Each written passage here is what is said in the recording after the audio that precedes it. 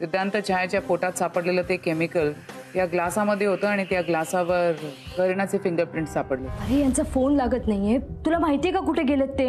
नाही ना मम्मा, करीना ताई आतमध्ये नाहीये। आता ही पण याच वेळी बाहेर गेली, जा बरं बोलवून आण तिला। असं काय करताय मॅडम, मी आताच बाहेरून आलो, करीना कुठेच नव्हती। पप्पा पण गायब आणि करीना ताई पण गायब।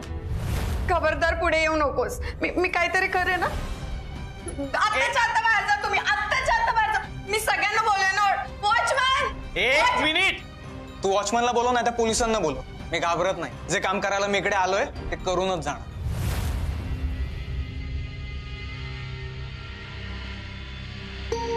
नाही थांब थांब थांब, पुढे येऊ नकोस।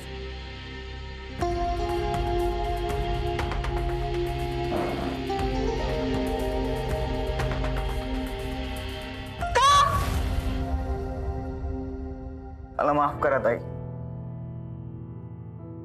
माझी बुद्धी भ्रष्ट झाली होती म्हणून गेल्या 2 दिवसांपासून तुमचा खून करण्याच्या प्रयत्नात होतो मी।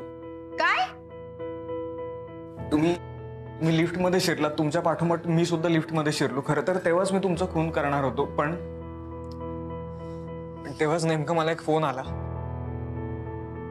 बाबा आजारी असल्यापासून त्यांना वाचवणे या पलीकडे मला काही सुचत नव्हतं, मला काही कळत नव्हतं। मी माझ्या परीने खूप प्रयत्न केले पैसे जमवण्याचे, माझ्याकडनं तेवढे पैसे जमले नाही आणि नेमकं त्याच वेळी मला तुमच्या खुनाची सुपारी मिळाली होती।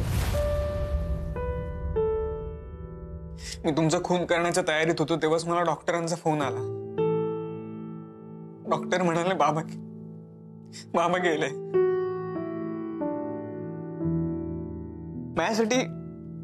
माझ्यासाठी सगळं काही संपलं होतं। तुमचा खून करून माझा बाबा परत येणार नव्हते। हे घडल्यापासून सतत माझं मन मला खात होतं। मला असं जाणवत होतं मी काहीतरी चुकीचं वागलोय, चुकीचं केलंय आणि म्हणून ठरवलं आधी तुम्हाला गाठायचं आणि सगळं खरं खरं काय ते सांगून मोकळं व्हायचं। ताई, मी आतापर्यंत तुमच्याशी जे काही वागलो, जो काय त्रास तुम्हाला दिला त्यासाठी मी माफी मागतो। मला खरंच माफ करा। कदाचित तुम्ही मला माफ केलं तर माझ्या बाबांच्या आत्म्याला शांती मिळेल।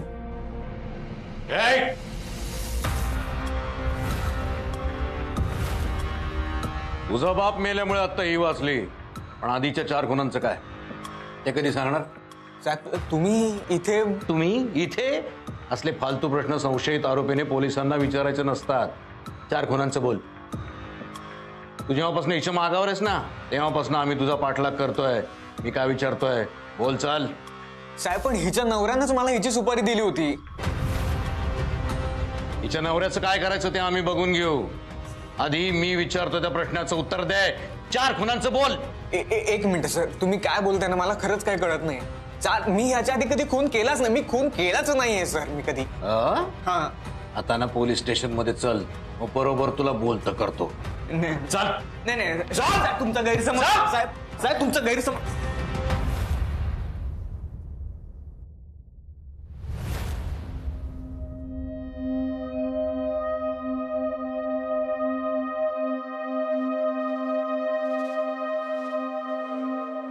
अरे काय झालं, लागला का फोन? नाही ना अजून, बराच ट्राय करतोय।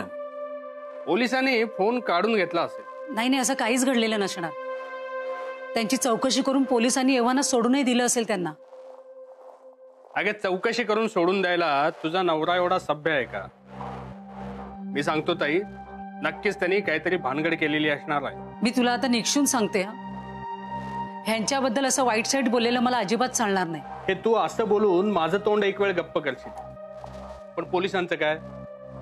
त्यांच्या समोर नाटकं केली ना तर ते त्याला सोडणार आहेत का? एक मिनिट बघा, तुम्ही असे आपापसात वाद घालण्यापेक्षा त्यांच्या बाबतीत आपल्याला काय करता येईल ते आपण ठरवूया। धनराज भाऊंना जर खरंच अटक झाली असेल तर त्यांना जामीन वगैरे देऊन सोडवावं लागेल, त्याबद्दल विचार करूया। हे बघ ताई, अजूनही वेळ गेलेली नाहीये। तू ऐक माझं, बॅग उचल आणि चल माझ्या बरोबर। नाही दिवाकर, ह्याच्या आधीची गोष्ट वेगळी होती।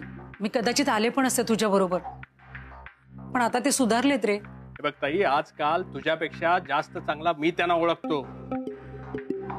नक्कीच त्यांनी काहीतरी भानगड केलेली आहे. माफ करा, पण मलाही आता असंच काहीसं वाटायला लागलेलं आहे. बघ, जर त्यांना पोलीस स्टेशनात जाऊन हजेरी वगैरे लावायची असते ना, तर पोलिसांनी फोन करून बोलून घेतलं असतं ना. ज्या अर्थी पोलीस स्वतः इथे येऊन त्यांना घेऊन जात आहेत, त्या अर्थी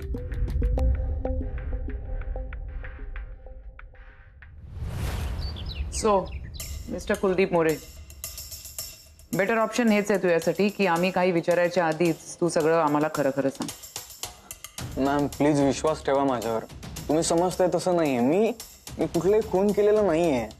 आमच्या ऑफिसरने तुला रेड हँड पकडले. मॅम त्या बाईंची माफी मागण्याकरता मी तिकडे गेलो होतो. हवं तर या साहेबांना विचारा तुम्ही. ते माफीचं नंतर सांग. त्या बाईच्या खुनाची सुपारी घेतली होतीस ना तू? खरं सांग. हे बघ, अशा 4 केसेसमध्ये तू आमच्यासाठी संशयित आहेस. हे बघ बघ बघ, ओळखतोस ना? ओळखतोस का? नातेवाईक आहेत तुझे का? शेजारी पाजारी मित्र कोण आहेत?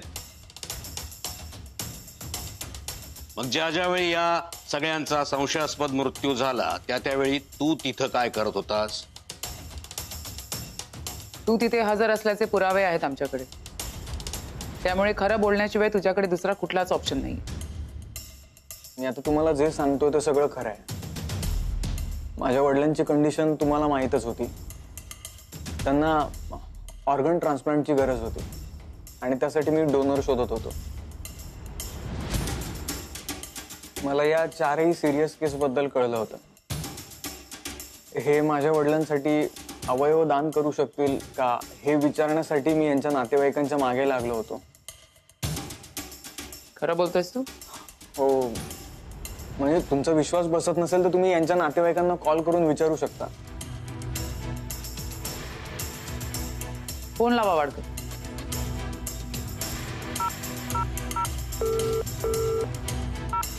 हॅलो. हा नमस्कार, मी वाडकर बोलतोय. हा बोला. हा, जरा मला चौकशी करायची होती कुलदीप मोरे या माणसाविषयी. कुलदीप मोरे? आता काय त्याचं? तुम्ही ओळखता त्याला? तो दाढीवालाच ना? हा बरोबर बरोबर. एक नंबरचा नालायक मुलगा आहे.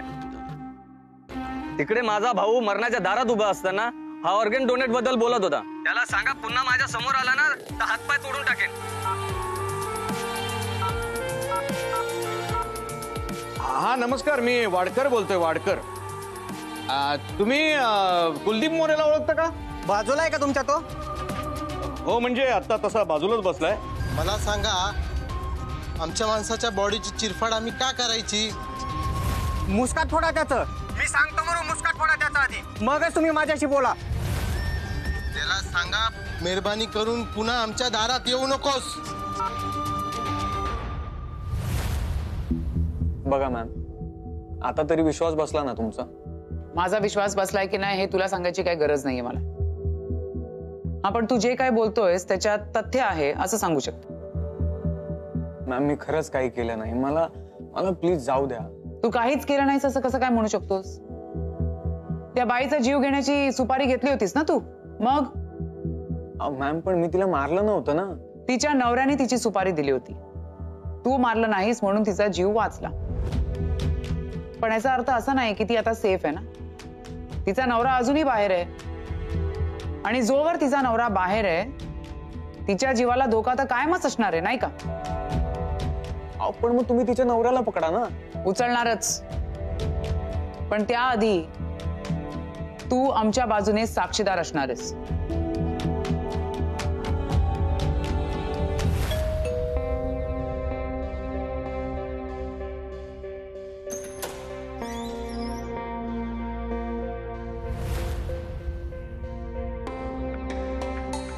हाय शिवन.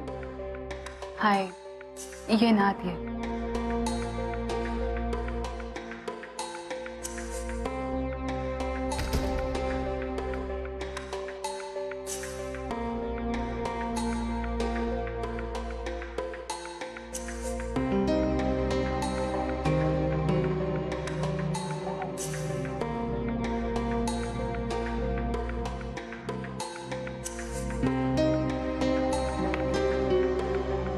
शिवानी, थँक्स. किमान तू घरात तरी घेतलंस. हे बघ, जे काही झालं ना त्याबद्दल आय एम रिअली सॉरी. हे बघ, तू तुझ्या चॅनलसाठी जे काही करतेस ना तेच मी माझ्या चॅनलसाठी केलं. तुम्ही ओपिनियन पोल घेतला म्हणून आम्हालाही घ्यावा लागला आणि त्यात तुझं नाव समोर आलं आणि मलाही तुझ्याबद्दल मग बोलावं लागलं. मी एक मित्र म्हणून माझी बाजू तुझ्या समोर मांडली. यावर तुला काही व्यक्त व्हायचं नसेल तर मग येतो मी. मला यावर काहीच बोलायचं नाही. हे पण आता तूच ठरवणार आहेस का? रवन, तू प्रोफेशनली चुकीचा वागलास असं मी अजिबात म्हणणार नाही. आपल्यावरही कुणाचा तरी दबाव हा असतोच, पण एक जर्नलिस्ट म्हणून तू नक्कीच कमी पडलायस. आय रिमेंबर की मी तुझ्याबद्दल एकही मुद्दा चुकीचा मांडलेला नाहीये. तुझ्यात आणि सिद्धांतामध्ये जे काही घडलं तेच मी लोकांसमोर मांडलं. सॉरी रोहन, जे काही घडलेलं होतं ते नाही तर तुला जे दिसत होतं ते तू मांडलेस. तुला तुझं रेटिंग दिसत होतं आणि जर तसं नसतं ना तर दुसरी बाजू तू समजून घेण्याचा प्रयत्न केला असतास. सिद्ध आणि मी लग्न करणार होतो. आमचं त्या विषयावर बोलणं सुद्धा झालं होतं आणि त्याच गोष्टीचं सेलिब्रेशन करण्यासाठी मी त्याच्या घरी केक घेऊन गेले होते. एका यशस्वी नटाबरोबर माझं लग्न ठरलेलं असताना मी त्याला मारण्याचा विचार तरी करेन का? सॉरी शिवानी, पण मला ज्या शक्यता वाटल्या त्याच मी लोकांसमोर मांडल्या. पण माझ्याकडे तुझ्या प्रत्येक शक्यतेचं खरं खरं कारण आहे ना. तू आमच्यातल्या आर्थिक व्यवहाराबद्दल पण बोललास. काय तर म्हणे सिद्धांत छायाच्या अकाउंटवरून माझ्या बाबांच्या अकाउंटवर मोठी रक्कम ट्रान्सफर झाली. पण मग हे सगळं खोटं आहे असं तुला म्हणायचंय का? अजिबात नाही, पण ही सुद्धा तू अर्धवट माहिती दिलीस. खरं काय ना हे तुला पोलीस सांगू शकतो. मग आता तूच सांग ना. 3 वर्षापूर्वीची गोष्ट आहे. जेव्हा सिद्ध काहीच नव्हता तेव्हा त्याला माझ्या बाबांनी आर्थिक मदत केली होती. 30 लाख स्वतःच्या क्रेडिटवर दिले होते त्याला. ते पैसे परत येतील की नाही याचाही बाबांनी विचार केला नाही. माझा सिद्धवर विश्वास होता आणि बाबांचा माझ्यावर. सिद्धकडे जेव्हा पैसे आले तेव्हा त्याने ते पैसे बाबांना परत सुद्धा केले आणि आज त्याच पैशांच्या स्टेटमेंटवर तुम्ही आमची बदनामी करताय. या बाबतीत तुला खरंच तुझ्या सोर्सने काही सांगितलं नाही की तुला सगळं खरं माहिती असून सुद्धा तू खरं बोलला नाही? अगं शिवानी, 1 मिनिट. तुला जे काही बोलायचंय ना ते तू तुझ्या चॅनलवर बोललायस. आता मला बोलायचं.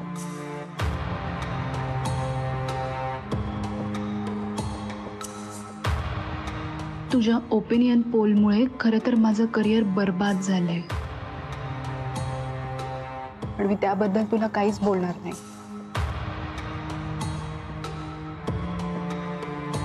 It's a part of corporate war.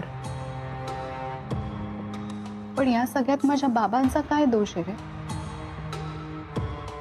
तू त्यांना पण सोडलं नाहीस. माझ्या बाबांनी कधी कोणाकडनं लाच घेतली नाही, कधी कोणाकडनं साधे उपकार घेतले नाही. ज्या माणसाने आयुष्यभर फक्त आपलं काम आणि आपला स्वाभिमान याच गोष्टीचा विचार केला,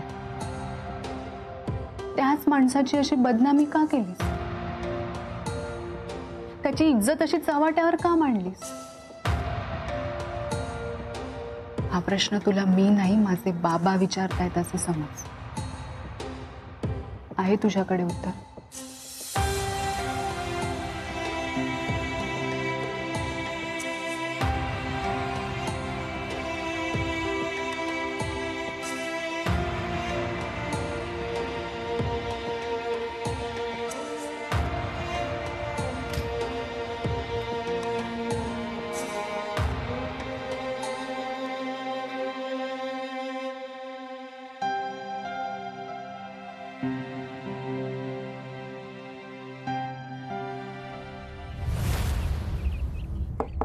ए भाई काय करतोय तू? लवकर कर. हो गया ना दत्तू शेठ. काय हो गया ना दत्तू शेठ? मागापासून तेच ऐकतोय मी.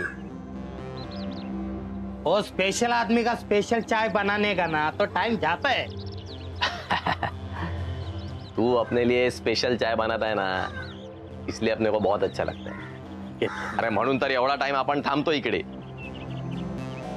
नाहीतर तुला माहित नाही दत्तू शेठचा राग. एक लात मारली ना की या किटली सकट गावाला जाऊन पडशील. भाई एक चहा दे ना. अरे दत्तू शेठ, तुम्ही इथे काय करताय? घासलेट घ्यायला आलोय. चहाच्या टपरीवर घासलेट? एवढं कळतं ना तुला? दत्तू भाई, चहाचे पैसे आज मी देणार. ए भाई, शेठकडनं पैसे नाही घ्यायचे, मी देणार पैसे. आज आपल्याला जाम खुश दिसतोयस तू. हा? काहीतरी काम असणार माझ्याकडे. भाई आपण थोडे एवढे मोठे आहे की मी तुला काय काम सांगणार. आपण एक रिक्वेस्ट आहे भाई. काय ना साहेबांची ना, म्हणजे राजकारणात तर वट आहे पण इंडस्ट्रीमध्ये पण वट आहे. त्यांनी जर का माझ्यासाठी शब्द टाकला ना, आपण पण स्टार होऊ सीत सारखा. भाई एवढं काम कर ना आपलं. ए भाई, तेवढं सोडून काय पण बोला. प्लीज, तुमच्यामुळे साहेब नको त्या लफड्यात अडकलेत. भाई बस काय, मला इतरांचं माहित नाही पण माझं काम झालं ना तर मी अजिबात विसरणार नाही. तुझ्या साहेबांमुळे जर का माझं भलं झालं तर मी तुझं पण भलं करणार. फोन आलाय. हॅलो. अरे यांच्याबद्दल काही कळलं का रे? नाही ना, त्यांना कॉल लावत होतो पण फोनच लागत नाहीये. आणि ती करीना, तिच्याबद्दल कळलं का काही? तिला पण कॉल लावतोय, तिचा पण फोन बंद आहे. तिच्या घरी पण जाऊन आलो मी, तिथंही नाहीये ती. त्या आईला पण काय माहित नाही तिच्याबद्दल. पण मॅडम, तुम्ही टेन्शन घेऊ नका. दत्तू आहे ना, दोघांचाही शोध लावल्याशिवाय मी गप्प बसणार नाही. चला ठेवतो फोन.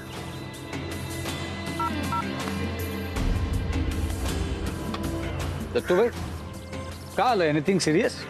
हे साहेब आणि करीना दोघही गायब आहेत. करीना? साहेबांना काय कळतं की नाही आता ह्या वयात? अरे त्या करीनाचं वय काय, साहेबांचं वय काय, ही असली थेरं करायची? मला वाटलंच तुझ्यासारखा रसिकलाल असाच विचार करणार. भाई आता तूच बोलला ना यार. हे भाई, म्हणून त्याचा अर्थ तू समजतोस तसा नाहीये ना. नाही, बरोबर आहे तुझं. करीनावर तुझा डोळा असणारच. आधी ती शिवानी होती, मग ती संजना आली आणि दोघींनी हकलल्यावर आता दुधाची ताण ताकावर भागवायला ही करीना आहेच. काय पण काय बोलतोस यार? अरे आतापर्यंत आमच्या साहेबांना भेटायचं म्हणून मला मस्का लावत होतास आणि आता लगेच त्यांच्याबद्दल असं बोलायला लागलायस म्हणून विचारतोय तुला. माणुसकीच्या दृष्टीने बोललो यार. ए, माणुसकीबद्दल तू काय बोलू नको का? माणुसकीच्या बाबतीत आमच्या साहेबांच्या आजूबाजूला कोणी नाही. अरे भाई, तू तर जरा जास्तच सिरियस घेतलं यार. ए भाई, आता मी सांगतो ना ते नीट सिरियसली ऐकायचं. त्या संजनाच्या आजूबाजूला पण फिरकायचं नाही, नाहीतर साहेबांसारखा वाईट माणूस कोणी नसतो. आणि राहिला प्रश्न करीनाचा, निवडणुका जवळ आलेत. साहेबांना यावेळी महापौर बनायचंय. करीनाचा विषय मध्ये आला नाही पाहिजे.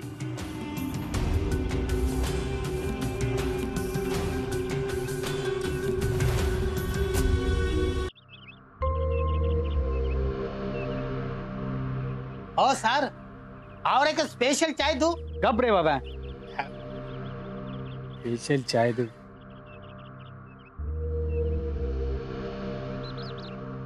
थँक गॉड तू वेळेवर आलीस. खरं तर बाबांना मला घरी एकट्यानं सोडून इथे यायचं नव्हतं, पण तू फोनवर काही सांगायला तयार नव्हतास, भेटण्याचा हट्ट सोडायला तयार नव्हतास, म्हणून इथे यावं लागलं. मला माहित होतं तू चिडणार, ओरडणार, पण मी बोलवलंय म्हटल्यानंतर नक्की येणार. तुझी ही फालतू बडबड ऐकण्यात ना मला काडीचाही इंटरेस्ट नाहीये. जे काही बोलायचं ते लवकर बोल, मला निघायचं बाबा घरी एकटे. आता तू एवढ्याच घाईत असशील तर मला जे तुला सांगायचंय ते मी कसं सांगणार ना, कारण विषय असा आहे की परत तोच विषय यार अजय. काय चाललंय काय तुझं? मी तुला किती वेळा समजावून सांगितलंय माझा पिछा सोड यार. तुला का समजत नाहीये? या जगात मी सोड दुसरी मुलगी नाहीच आहे का? Please cool down. मला तुला जे सांगायचं होतं एक मिनिट अजय. मी आणि माझे बाबा कोणत्या परिस्थितीतून जातोय ना हे आम्हाला आमचं माहितीये, आणि अशा परिस्थितीत आम्ही कोणताही विचार नाही करू शकत. तुझा विचार तर अजिबात करू शकत नाहीये. मला असं वाटतं मला निघायला हवं बाबा घरी एकटे. आणि एक गोष्ट लक्षात ठेवा, परत मला जर फोन करून त्रास दिलास ना तर तू आहेस आणि मी. बस. मी ऐकतोय म्हणून काय वाटेल ते बोलशील तू. विषय आधी तूच काढलास ना. आता तुझा वेडेपण आहे ना. मी अजून विषय काढलेलाच नाहीये, त्याच्या आधीच तू सुरू झालीस. पण तुला आपल्याच विषयावर बोलायचं होतं ना.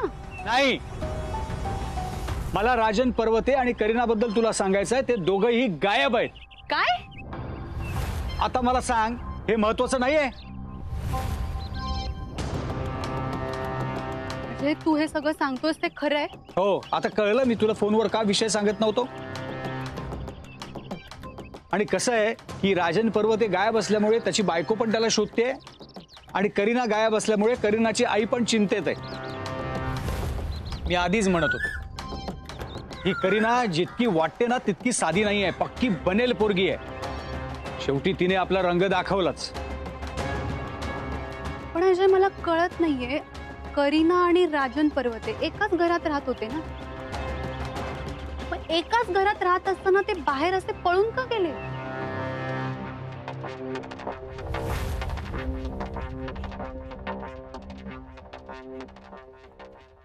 काय झालं मम्मी? काही रडते का?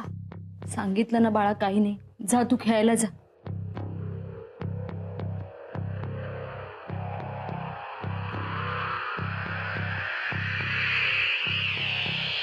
काय झालं दत्तू?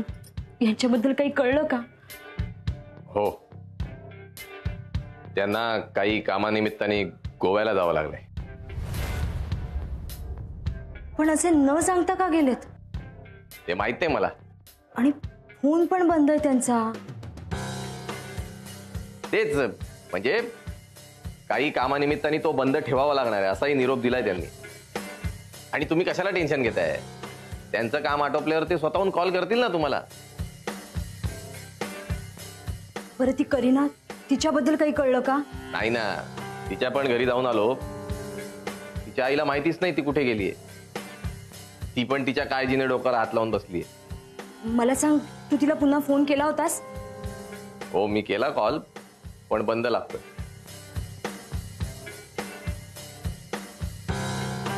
ठीक, जा.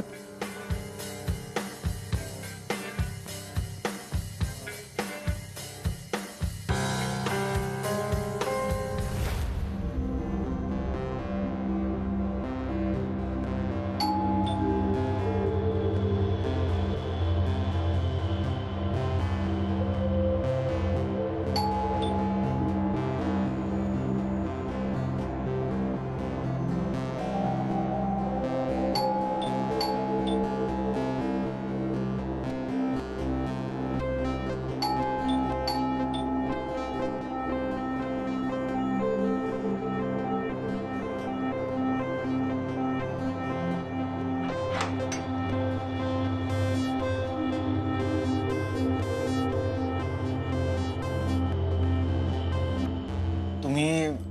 हो, मी. घरभाडं मला घरी आणून देणार होतास ना?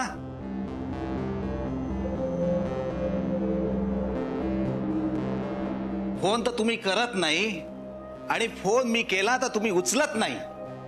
तू काय नाही तो अजय काय. आणि तो अजय आगाऊ माझा फोन उचलला ना तर वेगवेगळ्या आवाजात बोलत असतो. आज म्हटलं इथे येऊ आणि सगळं सोक्ष मोक्ष करू. बोला. मी भाडं देणारच आहे. हो का? द्या, त्यासाठी चाललोय. म्हणजे मी आत्ताही दिलं असतं पण पण काय, कोणी मेलं बिलं की काय? नाही, काय माहितीये का, आमचा आधीचा जो भाडेकरू होता ना तो अशी काहीतरी कारण सांगायचा, म्हणून जरा स्पष्टच विचारतोय. बोला. तसं काही नाहीये, वेगळी अडचण आहे माझी. जेव्हा हे घर घ्यायला आलो होतात ना तेव्हा किती बढाया मारत होता. हे घर भाड्याने देताना मी असं काही बोललो होतो का? नाही. पण तुम्ही असा काही आव आणला होता की जणू काही माझ्या घरामध्ये स्टार राहायला येतोय. कुठे गेला तुमचा सुपरस्टार? अजय घरी नाहीये. ते मला हे दिसतंय. गेला कुठे? मला खरंच माहित नाही अजय कुठे गेलाय. आणि हे काय म्हणजे दारू प्यायला, पार्टी करायला तुमच्याकडे पैसे असतात, भाडे द्यायला नसतात. नाही नाही, तुमचा काहीतरी गैरसमज होतोय. ह्या बाटल्या खूप जुन्या आहेत, आत्ताच्या नाही आहेत त्या. तुम्ही मला काय मूर्ख समजता काय? अरे तुमच्यासारख्या लोफर आणि लफंग्या माणसाने ते मी ठेवलं ना, ही माझी चूक आहे. गेल्या केसमध्ये तुमचं नाव आलं होतं ना, तेव्हाच तुम्हाला आउट करायला हवं होतं. एक मिनिट, त्या केसचा आणि आमचा काही संबंध नाही. आम्ही फक्त तिकडे होतो म्हणून आमची नावं घेतली जातात. एक लक्षात ठेवा, जिथे धूर दिसतो ना तेव्हा कुठेतरी आग लागलेली असते. कुणीतरी उगाच कोणाचं नाव घेत नसतं. ते जाऊ दे, मला तुमच्या केसमध्ये इंटरेस्ट नाहीये. माझ्या भाड्याचं काय करताय बोला. देणार आहे, तुमचं भाडं देणार आहे. आज मी विचारत नाहीये, तुम्हाला सांगतोय. पुढील 2 दिवसात भाडं नाही आलं ना, तर तुम्ही आहात आणि मी आहे, कळलं?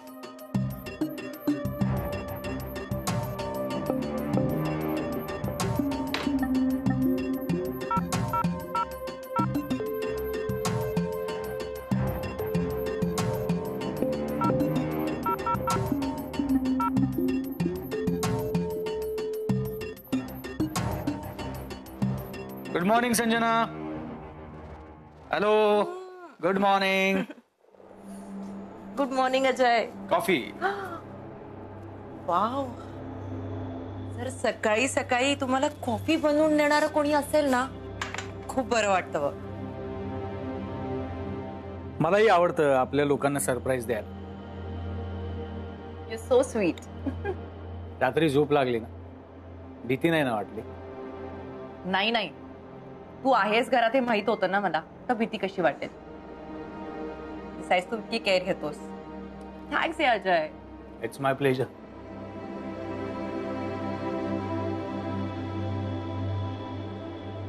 ती शिवानी आहे ना, ती खूप मूर्ख मुलगी आहे. म्हणजे तुझ्यासारख्या एवढ्या चांगल्या बॉयफ्रेंडला सोडून ती त्या सिटच्या मागे लागलीये. Come on. काय ना, आपलं प्रेम दुसऱ्याला कळतच असं नाहीये.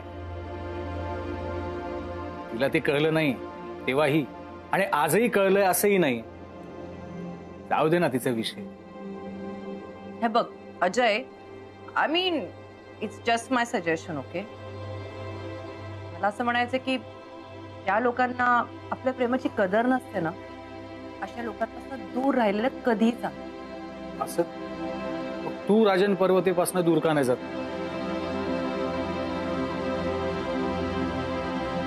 बोल ना. इच्छा असून काय उपयोग, मार्ग तर सापडायला हवा ना. I am sorry. मला नाईलाजाने त्याच्याबरोबर राहावं लागतंय. आपल्या इंडस्ट्रीत राहायचं म्हणजे कोणी ना कोणीतरी गॉडफादर असायला हवा. तो गॉडफादरच असायला पाहिजे असं काही नाहीये. जरी तो एक चांगला पार्टनर असेल तर माझ्यासाठी पुरेस आहे. जस्ट तुझ्यासारखा.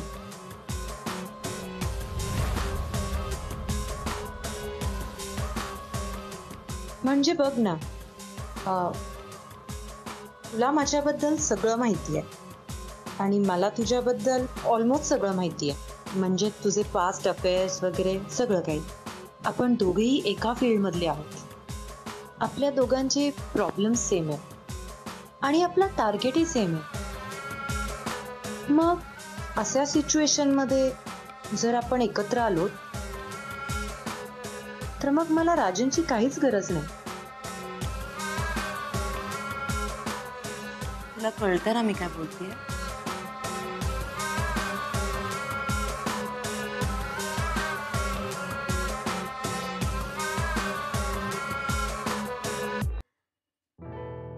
कुठे गेली असेल काय माहिती करीना.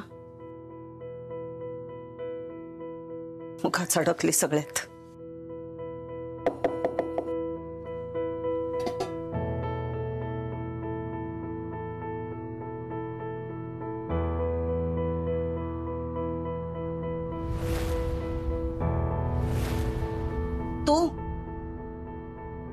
तू इथे का आलीस? सांगते, आधी मला आत्ता येऊ द्याल की नाही?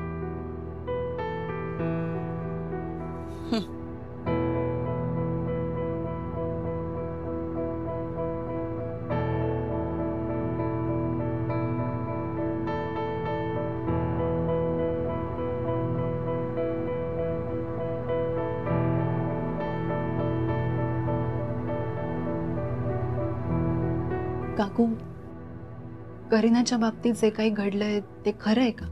तुला पण कळलं का? तुम्ही सगळेजण काय माझ्या पोरीच्या मागावरच असता काय? आधीच त्या पोरीनं जीवाला घोर लावून ठेवलाय.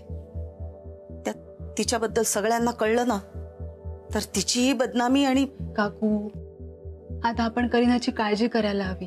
हे बाई, मेहरबानी करून तिची काळजी नका करू तुम्ही. तुमच्या सगळ्यांच्या काळजीमुळेच तिच्यावर ही वेळ आली. असं का बोलताय तुम्ही? आधी त्या रेवती मॅडमना काळजी वाटत होती म्हणून त्यांनी संजनाच्या घरी कामाला ठेवली. तिथे राजन साहेबांना काळजी वाटायला लागली म्हणून त्यांनी त्यांच्या घरी नेली. मग काकू, तुम्ही त्यांच्याकडे जाण्यापासून करीनाला अडवलं का नाही? मी लाख अडवेन, पण तिने ऐकलं पाहिजे ना. 1000 वेळा सांगून पण पोरीने ऐकलं नाही तर माझ्यासारख्या आईने काय करावं तू सांग. यात तुम्ही सगळी मोठी माणसं, तुमच्या भानगडी पण मोठ्या मोठ्या. मी सगळ्यांनी तिला उगाच अडकवून ठेवलाय यात. असं काही नाहीये काकू. काय नाही कसं? बाकी सगळ्यांचं जाऊ दे, पण तू काय केलंयस ते तुला माहित नाही? तुम्ही समजताय त्याचं मी खरंच काही केलेलं नाही. टीव्हीवर तुझं नाव येत आहे ते उगाच का? तू आता किती खोटं बोललीस ना तरी मलाच काय अख्ख्या जगाला माहितीये सिद्ध तुझा कोण होता आणि तू त्याच्या बरोबर काय केलंयस ते. जगाला फक्त तेच माहिती ना जे मी केलेलं नाहीये. आणि जे मी केलंय ना ते कोणाला ऐकूनच घ्यायचं नाहीये, अगदी तुम्हालाही. काकू, अहो मी सिद्धला काही आत्तापासून ओळखत नव्हते. जेव्हा सिद्ध कोणीच नव्हता ना तेव्हापासून मी त्याला ओळखत होते. अख्ख्या जगाला आता कळतंय की सिद्ध सगळ्यांना मदत करायचा, पण जेव्हा सिद्ध कोणी नव्हता ना तेव्हा त्याला मी मदत करत होते. मला माहितीये, करीनाने सांगितलंय मला सगळं. त्याचा सगळा खर्च तूच करत होतीस. त्याच्या घरचं रेशन पाणी पण तू भरत होतीस. त्याच्याकडे काम नव्हतं तोपर्यंत खर्चाला पैसे देत होतीस. तुझ्या फ्लॅट मध्ये राहत होता ना तो फ्लॅट तो विकत घ्यायला सुद्धा तूच मदत केलीस. तो आजारी पडला तो हॉस्पिटलमध्ये घेऊन जायचीस. तुमच्यातली एक सुद्धा गोष्ट अशी नाहीये की जी करीनाने मला सांगितली नाही. तरी तुम्ही माझ्यावर संशय घेताय. ज्या मुलावर मी इतकं मनापासून प्रेम करत होते, त्याच्यासाठी मी एवढं सगळं करत होते, त्या मुलाच्या बाबतीत मी असं काही करण्याचा विचार तरी करू शकते का? एक वेळ कुत्र्या मांजरांवर विश्वास ठेवता येईल पण माणसावर नाही. कधी काय घडेल आणि माणसाची नियत फिरेल ना काही सांगता येत नाही. आता सुद्धा तू आधी काय घडलं ते सांगतेस, पण त्या रात्री काय घडलं त्याबद्दल बोलतच नाहीयेस. कधी? जेव्हा सिद्ध तुम्हाला सोडून गेला त्या रात्री. भांडण झालं होतं ना तुमचं? नाही तू नको सांगूस, करीनाने सगळं सांगितलंय मला. हो म्हणजे तो अजय आणि कुलदीप त्यांच्याबद्दल तर बोलूच नकोस. ते दोघं काय लायकीच आहेत ना चांगलं माहितीये मला. तू तुझ्याबद्दल बोल. खूप प्रेम करत होतीस त्याच्यावर असं म्हणतेस ना, मग का भांडलीस त्याच्याशी? तुमच्या करीनामुळे आमच्यात भांडण झालं. काय? माझ्या करीनाचा तुमच्या भांडणाशी काय संबंध आहे? संबंध आहे हे कळलं म्हणून तर आमच्यात भांडण झालं ना. शांत हो प्लीज प्लीज. हे बघ, रडू नकोस. मी आहे ना, डोंट वरी.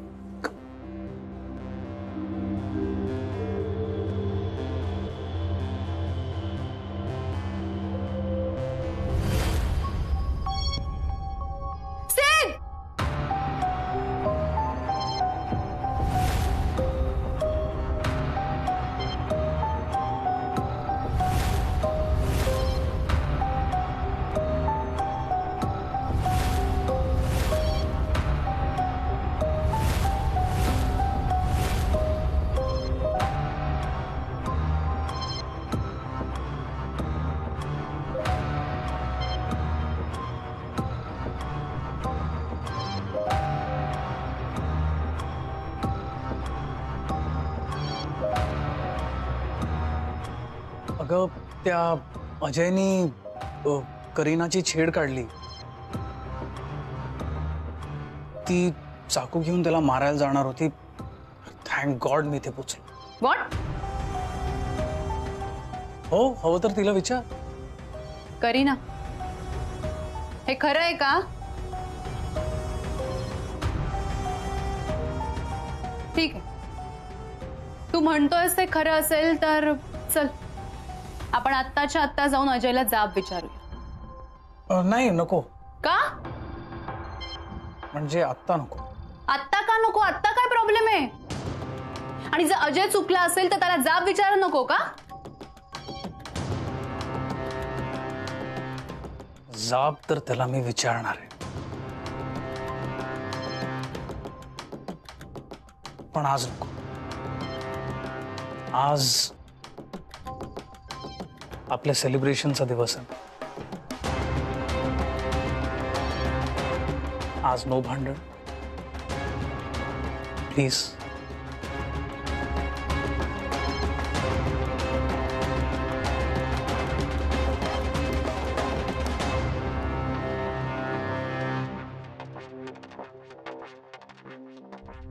सेदनी जरी मला अजय बद्दल सांगितलं असलं ना तरी मी जे डोळ्यांनी पाहिलं होतं ते मी विसरू शकत नव्हते. सेद आणि करीनावर माझा आधीपासून संशय होता, पण जेव्हा मी हे सगळं माझ्या डोळ्यांनी पाहिलं ना तेव्हा तो संशय अजून वाढला. अगं पण तुझा सेद माझ्या करीनाच्या प्रेमात का पडेल ना? तुझा सेद कुठे, माझी करीना कुठे? आणि असंही तू म्हणतेस ना तुमचं दोघांचं एकमेकांवर प्रेम होतं म्हणून. काकू, सेद मनाने कितीही चांगला असला ना तरी तो शेवटी पुरुष आहे, हे नाकारता येत नाही ना. माझ्या आधी जर त्याचं संजना सोबत अफेअर असू शकतं तर दुसरं कोणासोबत अफेअर नसेल कशावरून ना? आणि सेद मनाने खूप हळवा होता. त्याच्याशी 2 शब्द जरी कोणी गोड बोललं ना तरी लगेच विरघळून जायचं. म्हणून तू माझ्या करीनाच्या बाबत एवढा पुढे जाऊन विचार केलास? काकू, माझ्या जागी दुसरी कोणतीही मुलगी असती ना तरी तिने हाच विचार केला असता. उलट मी भानावर होते म्हणून मी त्या दोघांना तेव्हा काहीच बोलले नाही. पण पार्टी सुरू झाल्यावर जे घडायला नको होतं ते सगळं घडलं. सगळ्यांच्या पोटात 2 पेग गेल्यावर सगळे असं एकमेकांवर ब्लेम करू लागले. सगळ्यांचा राग असा उफाळून बाहेर यायला लागला आणि शेवटी जे घडायला नको होतं तेच सगळं घडलं. पण काकू, मी काहीच केलं नाहीये. माझा या सगळ्याशी काहीच संबंध नाहीये. मी माझ्या सेदला मारलं नाहीये. माझ्या करीनाचा पण काही संबंध नाहीये. तुला माहित नसेल म्हणून सांगते, पण सेद करीनाला त्याची बहीण मानायचा, रक्षाबंधनला राखी बांधून घ्यायचा. यापुढे चुकूनही माझ्या करीनाबद्दल चुकीचा विचार करायचा नाही करणार. तुम्ही म्हणताय तर मी विश्वास ठेवते यावर.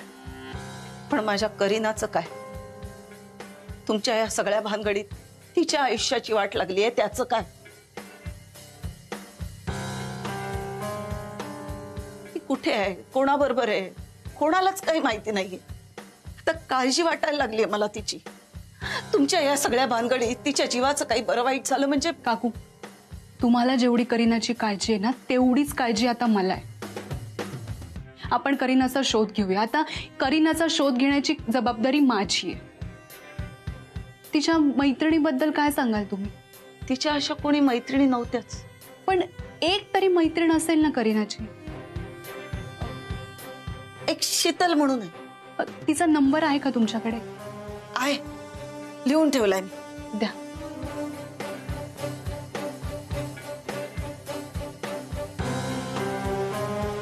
बघ.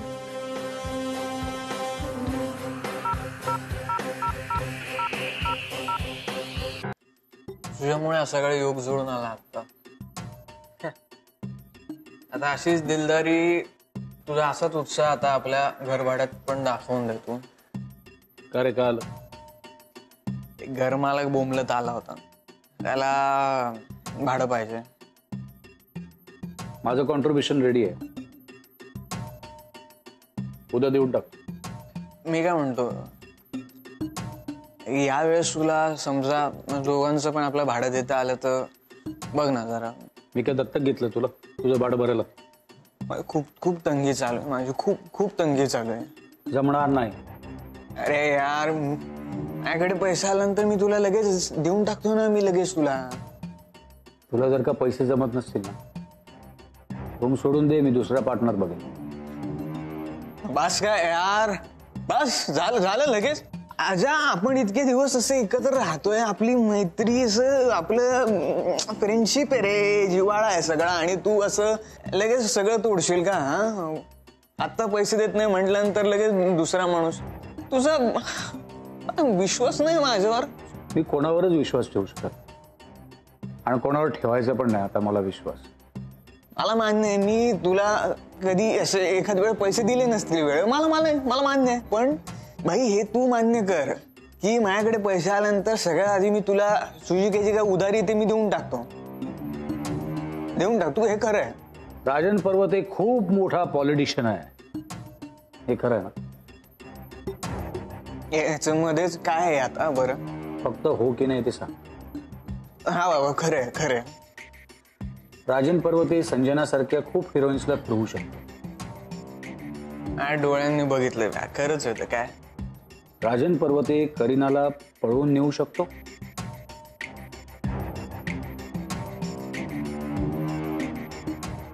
की तू पेग आहे तुझा हा? तू माझ्या प्रश्नाचं उत्तर दे. आवा तुला ना चढली आहे. करीना कुठे? तो राजन पर्वते कुठे? तो एवढा मोठा पॉलिटिशियन, ती करीना त्याच्या घरात साधी मोलकरीण. तर मी काय सांगतो ते दोघंही पळून गेले. त्या दोघांचे घरचे त्यांना शोधतायत. त्या दोघांचेही कॉन्टॅक्ट होत नाहीये आणि ही बातमी 100% खरी आहे. यार आपण करीनाला चांगला ओळखतो यार. करीना असं नाही करणार. ओळखत होतो. आता जे काय घडतंय ते पाहिल्यावर असंच म्हणावं लागेल. हे एकदम शॉकिंग आहे यार. हे अजूनही विश्वास बसत नसेल तर मी आता तुझ्यासमोर करीनाला फोन लावतो. तू तर बोलला तिच्याशी कॉन्टॅक्ट होत नाहीये. तिचा ओरिजिनल नंबर सोडून अजून एक पर्सनल नंबर तिच्याकडे आहे आणि तो नंबर केवळ आणि केवळ माझ्याकडे. तू नीच हरामखोर माणूस आहेस तू. एकीकडे तू सांगतो काय शिवानीवर तुझं खरं प्रेम आहे, सगळ्या जगात सांगत सुटतो, आणि इथे तू हिचा असा सिक्रेट नंबर ठेवतोस. अरे